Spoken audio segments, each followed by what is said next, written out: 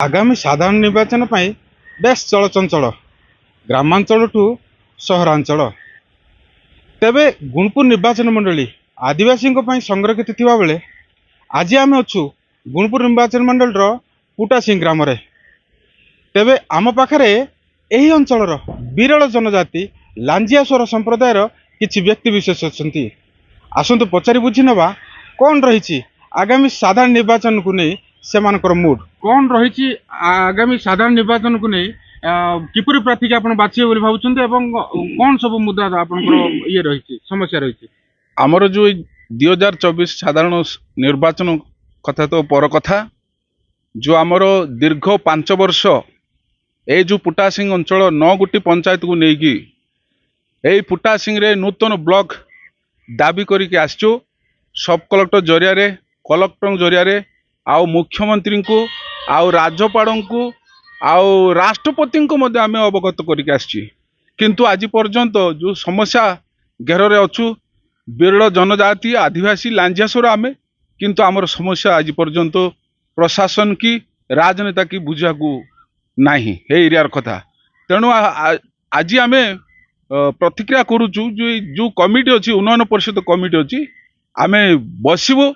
ଯେଉଁ ନେତା କି ଆମର ସମସ୍ୟା ସମାଧାନ କରିପାରିବୁ ସେଇଭଳିଆ ନେତା ଆମେ ଚିନ୍ତା କରିବୁ, ବସିକି ନିର୍ଣ୍ଣୟ କରିବୁ। ଆଉ ଦେଖନ୍ତୁ, ବିଗତ ବର୍ଷ କରୋନା ସମୟରେ ଯେଉଁ ଲୋକଙ୍କୁ ଚାଉଳ ଆସିଥିଲା, ଏଇ ପୁଟାସିଂ ପଞ୍ଚାୟତର 500 ବସ୍ତା ଚାଉଳକୁ ମଧ୍ୟ ଏରପେର ହେଇଛି। ଆଜି ପର୍ଯ୍ୟନ୍ତ ହିତାଧିକାରୀଙ୍କୁ ଚାଉଳ ଦିଆଯାଇନି, ଏଇଟା ଦୁଃଖର ବିଷୟ। ଆଉ ଦ୍ୱିତୀୟ କଥା, ଏଇ ଯେଉଁ ଟଲଣା ସ୍କୁଲ ପିଲା 11 ବର୍ଷ ପିଲା ସେ କେଉଁ ଭଳିଆ ମୃତ୍ୟୁବରଣ ହେଇଛି ଆମେ ଅଭିଯୋଗ କରିକି ଆସିଥିଲେ ମଧ୍ୟ ତାର ତଦନ୍ତ ନାହିଁ, କାର୍ଯ୍ୟାନୁଷ୍ଠାନ ନାହିଁ। ତେଣୁକରି এইଭଳିଆ ଗୁଡ଼େଇ ଦୁଃଖ ଅଛି, ଏରିଆ ସମସ୍ୟା ବହୁତ ଗୁଡ଼ାଏ ଅଛି। ଆଉ ଦେଖନ୍ତୁ, ପାନୀୟ କଥା କୁହନ୍ତୁ, ଶିକ୍ଷା କଥା କୁହନ୍ତୁ, ସ୍ୱାସ୍ଥ୍ୟ କଥା କୁହନ୍ତୁ। ସ୍ୱାସ୍ଥ୍ୟ କଥା, ଏଠି ମେଡିକାଲ ଅଛି କିନ୍ତୁ ଡକ୍ଟର ସବୁବେଳେ ନଥାନ୍ତେ ହସ୍ପିଟାଲରେ। ଏବଂ ଉଚ୍ଚ ଶିକ୍ଷା ପାଇଁ ଆମେ ବାରମ୍ବାର ପୁଟାସିଂଟାରେ ଗୋଟେ +2 +3 ପାଇଁ ଆମେ ବାରମ୍ବାର ଲେଖୁଛୁ, କିନ୍ତୁ ଆଜି ପର୍ଯ୍ୟନ୍ତ ସେ ଶିକ୍ଷାର ସୁବିଧା ମଧ୍ୟ ଆମେ ପାଇପାରୁନୁ। ତେଣୁକରି ଏ ଗୁଡ଼େଇ ସମସ୍ୟା ରହିଛି, ସେଥିପାଇଁ ଆମେ ନିର୍ଣ୍ଣୟ କରିବୁ। ଏରିଆ ଲୋକମାନେ କମିଟି ମାଧ୍ୟମରେ ବସିକି ଆମେ ଯାହା ଚିନ୍ତା କରିବୁ, ତାପରେ ନିର୍ବାଚନକୁ ଆମେ ବାଛିବୁ। ନିଶ୍ଚୟ ଭାବରେ ସମସ୍ୟା ତ ଏଠି ବହୁତ। ତ ଆଉ କିଛି ବୟୋଜ୍ୟେଷ୍ଠ ଲୋକ ଅଛନ୍ତି, ପଚାରି ବୁଝି ନେବା କ'ଣ ରହିଛି ଆଗାମୀ ନିର୍ବାଚନ ନେଇକି କିପରି ପ୍ରାର୍ଥୀକି ବାଛିବେ ଏବଂ କ'ଣ କ'ଣ ସବୁ ସମସ୍ୟା ରହିଛି ଆପଣଙ୍କ। ମୋ ନାଁ ହେଉଛି ଦାମୋଦର ଶବର। ଏହି ଅଞ୍ଚଳର ଲାଞ୍ଜିଆସ୍ୱର ସମ୍ପ୍ରଦାୟର ବ୍ୟକ୍ତି ଅଟେ। ଆମ ଏ ଅଞ୍ଚଳରେ ଅନେକ ସମସ୍ୟା ରହିଛି, ଯେଉଁ ସମସ୍ୟା ପାଇଁ ଆମେ ଏଇ 5 ବର୍ଷ ଶାସିତ ସରକାରଙ୍କୁ କିମ୍ବା ପ୍ରଶାସନ ଅଫିସରମାନଙ୍କୁ ବାରମ୍ବାର ଜଣାଉଥିଲୁ। ବ୍ଲକ କଥା ବୋଲ, ମେଡିକାଲ କଥା ବୋଲ,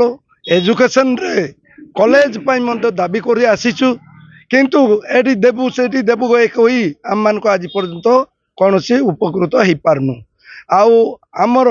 ପୂର୍ବତନ ବନ୍ଧୁ ବି କହିଛନ୍ତି, ଯେଉଁ ପୁଟାସିଂ ପଞ୍ଚାୟତରେ ଏପଟେ ପ୍ରଧାନମନ୍ତ୍ରୀ କିମ୍ବା ମୁଖ୍ୟମନ୍ତ୍ରୀ ଯେଉଁ କରୋନା ସମୟରେ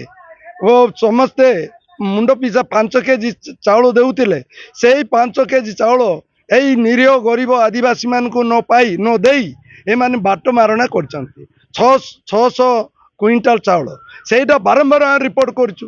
ପ୍ରଶାସନ ଶୁଣିବାକୁ ନାହିଁ କି ଶାସନକର୍ତ୍ତା ଶୁଣିବାକୁ ନାହିଁ। ତେଣୁ ଆମ ଅଞ୍ଚଳରେ ଏହିପରି ଗୋଟେ ବାତାବରଣ ହେଇଛି ଯେ ଯେଉଁ ବ୍ୟକ୍ତି ପ୍ରତିଶୋଧ ନେବ, ଆମମାନଙ୍କୁ କିଛି ସହାୟତା କରିବ, ଆଗକୁ ଆମ ଦାବିଟା ନିଶ୍ଚିତ ପୂରଣ କରିବ, ସେହିପରି ବ୍ୟକ୍ତିଙ୍କୁ ଆମେ ଚୟନ କରିବା ପାଇଁ ବାଧ୍ୟ ବୋଲିକିରି ଆମେ ମଧ୍ୟ ନିଷ୍ପତ୍ତି କରିସାରିଛୁ। ଏବଂ ଆଉ ଯେଉଁ ଦଳ ଏତିକି ମନେ ରଖିଥାଉ, ଯେଉଁ ଦଳ ଯେଉଁ ପାର୍ଟି ଧର୍ମ ବିରୋଧୀ କରିବ ତାକୁ ଆମେ ତିଳେ ହେଲେ ଏ ଅଞ୍ଚଳରୁ ପାଇବେ ନାହିଁ। ସେମାନେ ପାଦ ନ ପକାଇଲେ ଆହୁରି ଭଲ। ତେଣୁ ଆମେ ଆମ ଭାରତର ସମ୍ବିଧାନର ଆଇନ ଅଛି, ବହୁ ଧର୍ମାବଲମ୍ବିତ ରାଷ୍ଟ୍ର, ସମସ୍ତେ ଭାଇଚାରା ଚଲାଇବାକୁ ପଡ଼ିବ। ସମସ୍ତେ ମିଳିତ ଭାବରେ ଭାରତର ସ୍ୱାଧୀନ ସମୟରେ ମଧ୍ୟ ସଂଗ୍ରାମ କରିଥିଲେ। ସେହି ସଂଗ୍ରାମ ଏବଂ आज जो पेशा आईन द्वारा आमर आदिवासी माने उपकृत होते सही पेशा आईन वर्तमान विपरीत करने चाहते एणु आम यहाँ बड़ दुखित जेहेतु आज आम दाबी अनेक बार करूँ गुंड्रुबा नदी रे गोटे ब्रिज हेबा कथा ताहा हो पारुनी बहुत बार दाबी करूँ से कंचार अल्प कामटा को सहीटा भी कौन सरकार किंबा प्रशासन पदक्षेप नेउना तापरे अनेक एमिति टणारे गोटे नाबालक जो पिला कि 10 वर्षर बयस पिला से पासीला बोलिक स्टेटमेंट करी बा अन्य प्रकार स्टेटमेंट देकर से लिपटाप चुपचाप करने पदक्षेप नेपरी निरीह मानकर न्याय मिलूनी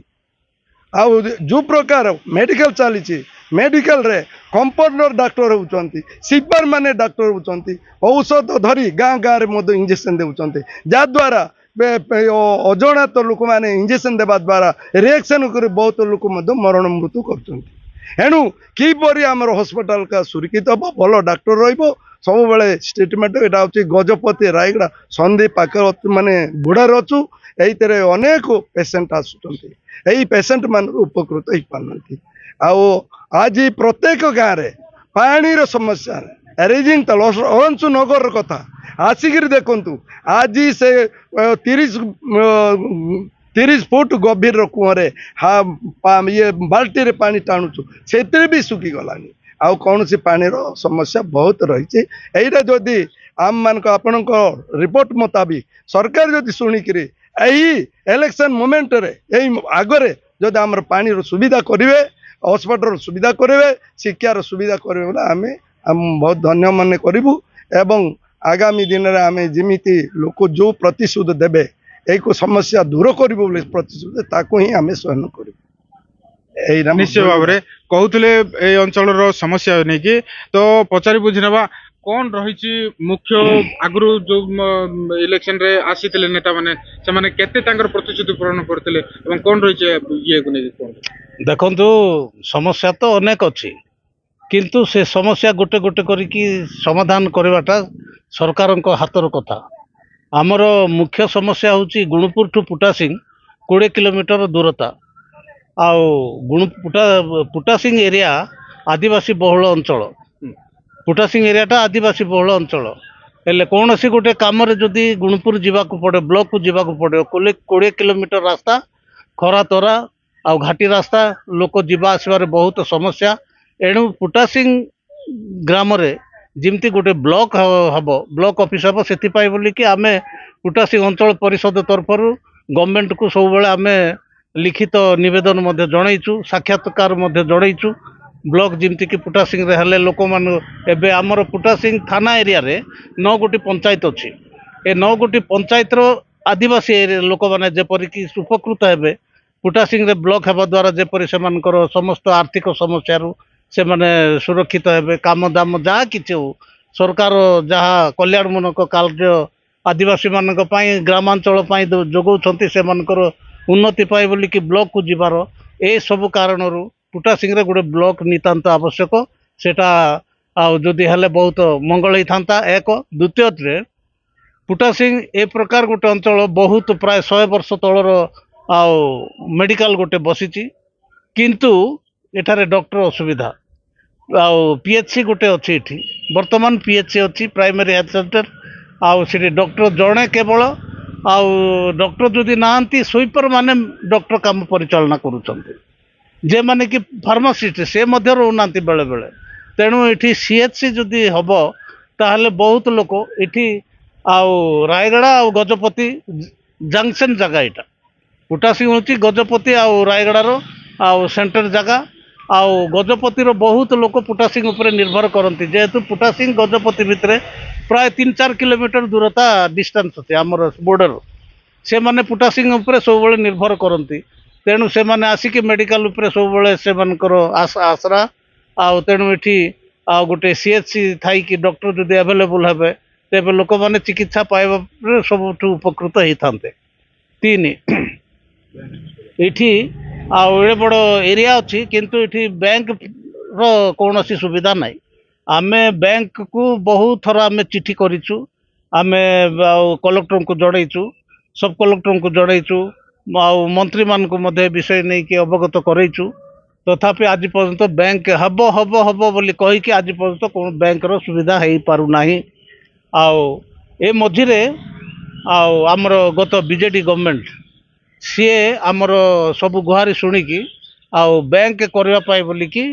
गोटे जगह गोटे सिलेक्शन करने जाइथिले किंतु जगार मध्य प्रोब्लेम थिबारु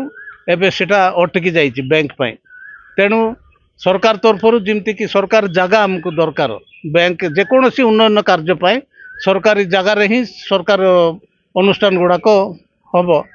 तेणु सरकार जेपरी जगह हमको जोगेबे से आम सरकार को आम विशेष निवेदन करुचु आ वर्तमान जो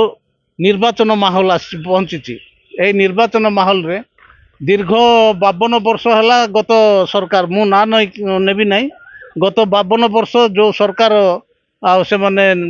स्वाधीन परठू देश परिचालना कर से माने बहुत मंथर गति रे से माने काम करुथिले जो द्वारा कि आज पर्यंत कौन सी लोक शीर्ष स्थान रे पहुंची पारि नथिले किंतु जेतेबेले परवर्ती सरकार आसिले से सरकार प्रतिटी ग्रामांचल को प्रतिटी लोकों पाई प्रतिटी विषय उपरे गुरुत्वारोप देकी से वर्तमान कार्य आरंभ करिसंती से प्रकार लोक को निश्चित भाव में लोक पुनर्बार भोट देकी तांको निश्चय भाव में कहते कि किसी समस्या दूर होती किसी समस्या बाकी रही तो किसी पचारि बुझे मुख्यतः ये क्या मध्य लड़ाई होगा एठी आमर मोर नाम हूँ रवीन पाणी मुझे कहूँ आमर ए जगार दीटा लड़ाई हम से बीजेडी एवं कांग्रेस कहीं जे भल काम कर दिहब बोली आम प्रतिश्रुति समस्त को देचु निश्चय भाव में ये त्रिमुखी लड़ाई हम से कौन द्विमत ना जनता जनार्दन का मुंडे सुनार कलश ढाड़ा जाऊँगी देखा बाकी रहा रायगड़ा जिला पुटासिंग अंचल राकेश कुमार पाढ़ी OTV।